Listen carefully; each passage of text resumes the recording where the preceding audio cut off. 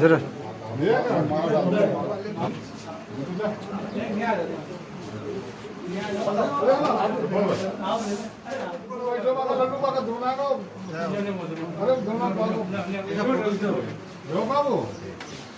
अरे देवीराम चौधरी को प्रपाती को छोरा बैठा हो छोटा होगा मुंशी अजमेर हाँ मुंशी मुंशी ओ मुंशी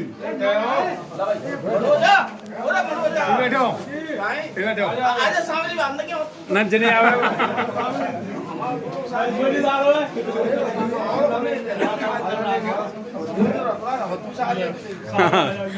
देवन तो ना और का वो साजी कर देना है सुनी और का वो साजी कर देना है तो फादर तुम दोनों ने हरा तो फिर सुनो ओ मनोज तो फादर तुम दोनों ने हरो का वो ना कर दे तो ये बिटोरा फिटोरा बने खरीद हाँ बस बस मैं बाल के खरीदने बड़े बड़े बिटोरा फिटोरा बने खरीद खड़े सामने खड़े लेकिन एक बूढ़े क्या भैया हाँ दायना में जरूरी है पर भैया हरी सिंह और तुम्हारा हमारा तो हो ही गया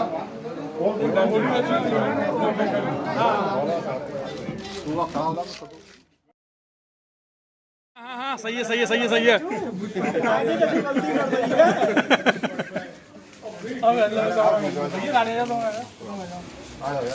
थोड़ा सा पीछे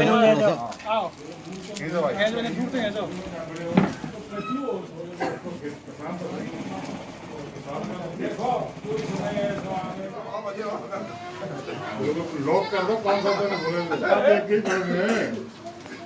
राहुल चौधरी जी आपका स्वागत है विधानसभा फतेहपुर सीकरी में। आप थोड़ा सा जनता को परिचय दें अपना। जी मेरा नाम राहुल चौधरी है। यहाँ मैं मूल रूप से गामरी मलपुरा का रहने वाला हूँ और अभी भारतीय जनता पार्टी में क्षेत्रीय मंत्री ब्रज क्षेत्र एज ए बजट क्षेत्र आप जिम्मेदारी है। अब गांव-गांव जाके चुनाव का माहौल देख रहे हैं, आपको कैसा माहौल लग रहा है बीजेपी के पक्ष में? जी बहुत ही सकारात्मक माहौल है, युवाओं में बहुत उत्साह है और जो बुजुर्ग हैं वो भी ऐसे बहुत से लोग मिले जो अभी तक बीजेपी के लिए वोट नहीं डालते थे और अपना जो क्षेत्र है वो बहुत ही एक स्वाभिमानी लोग यहाँ पे रहते हैं। तो जो एक जो राष्ट्रवाद का विचार लेके भारतीय जनता पार्टी चल रही है उसको लेके लोग जुड़ रहे हैं। हाँ, तो राहुल जी जैसे आप गांव-गांव में जा रहे हैं, आपको अन्य पार्टी के भी वोटर या समर्थक आपको मिल रहे होंगे, कुछ सवाल जवाब से करते होंगे, गाँव की अपनी भी समस्याएँ, डेंगू इस समय चल रहा है, रोड नाली की शिकायत है, इस बारे में कहीं किसी गाँव में शिकायत मिली है आपको?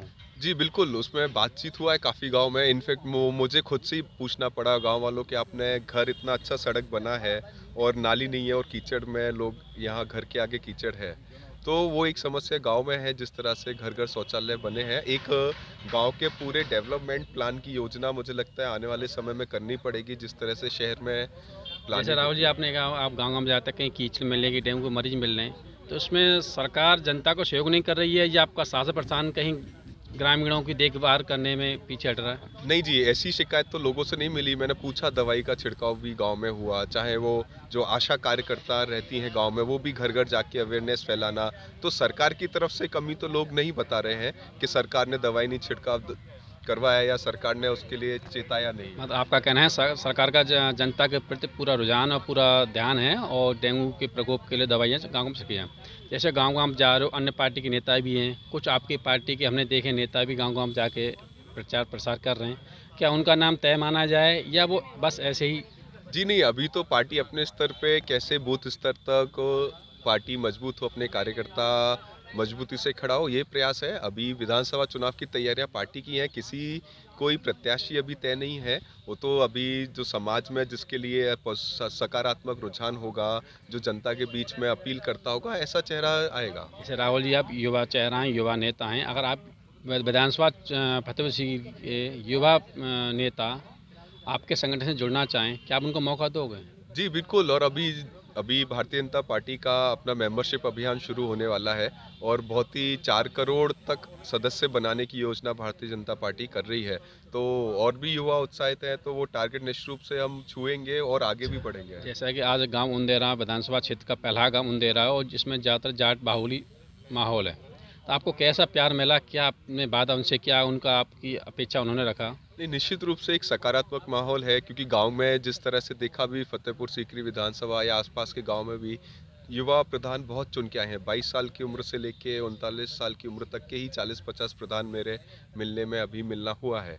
तो एक गांव की राजनीति भी बदली है, युवाओं के प्रति बहुत सकारात्मक माहौल है।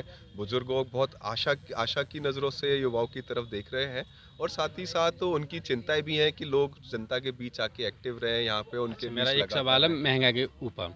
जैसे विपक्षी पार्टियां सब को भी होते, मैं नाम नहीं लूँगा, उनका ये कहना है बीजेपी आती महंगाई बढ़ा देती है और महंगाई से जनता त्रस्त होती है, अपना घर परिवार चलाने में, बच्चों को शिक्षा देने में या स्वास्थ्य सेवा लेने में कहने की दिक्कत महसूस होती है महंगाई की वजह से। आपको ऐसा लगता है?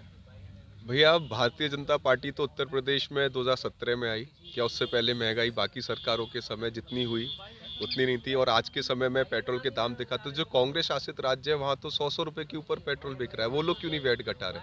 हमारे राजस्थान की बॉर्डर पे हम खड़े हैं, 10 रुपए महंगा डीजल राजस्थान में मिल रहा है और उत्तर प्रदेश में 10 रुपए सस्ता डीजल है। मतलब राहुल जी ने कहा कि विपक्षी पार्टियों की जहाँ सरकार है वहाँ हमारी सरकार की अपेक्षा कहीं न कहीं महंगा है। अगर उनको महंगाई लगती है तो वो वहाँ कम कर सकते हैं, जैसे आप भी सबक सीखें। आप उसके सकारात्मक पहलू क्या हो सकते हैं? इससे महंगाई नीचे आ सकती है। निश्चित रूप से कोरोना की वजह से बहुत इम्पैक्ट पड़ा है लोगों की आर्थिक स्थिति पे, उस कारण भी महंगाई दिखाई देती है, और जो एक व्यवस्था थी वो भी कहीं ना कहीं जैसे मैं आपसे सपा, लोकदल और छोटी पार्टियां गठबंधन बना के उत्तर प्रदेश में विधानसभा चुनाव लड़ेंगे। आप उन तीनों का संगठन को किस ताकत के साथ उनका सामना करो?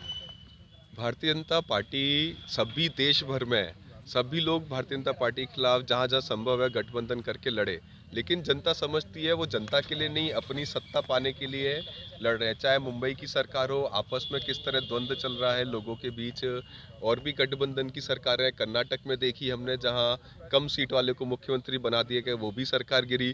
तो ये गठबंधन लोगों के लिए नहीं हो रहा है, ये गठबंधन अपने हित साधने के लिए, अपने घर के काम धंधे चले उसके लिए लोग कर रहे हैं, और इसका असर उत्तर प्रदेश में बिल्कुल भी नहीं दिखने वाला है। जिस तरह से भारतीय जनता पार्टी ने प्रत्येक समाज, जाति, धर्म को प्रतिनिधित्व दिया है, लोग इस गठबंधन से ऊपर उठ के कमल के फूल पर वोट करें। राहुल जी, जैसे हमें खबर एक्सपर्ट हमारे चैनल का नाम है और हमें एक खबर ऐसी मिली है कहीं ना कहीं यहाँ से टिकट दावेदारी में आपका भी नाम आगे चल रहा है, इस पर दो बात करें। जी, मैं अभी भारतीय जनता पार्टी में मेरा भी दायित्व तय हुआ है, संगठन विस्तार और संगठन मजबूत कैसे हो उस पर पूरा फोकस है।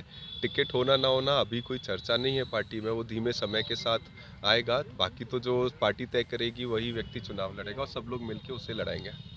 मान लेते हैं आपको टिकट फाइनल हो जाती है, तब विधानसभा क्षेत्र का कैसे ध्यान रखोगे, जनता को कैसे विश्वास दिलाओगे, आप औरों के अपेक्षा अच्छा कार्य करेंगे और 5 साल आप उन तन मन से सेवा करोगे?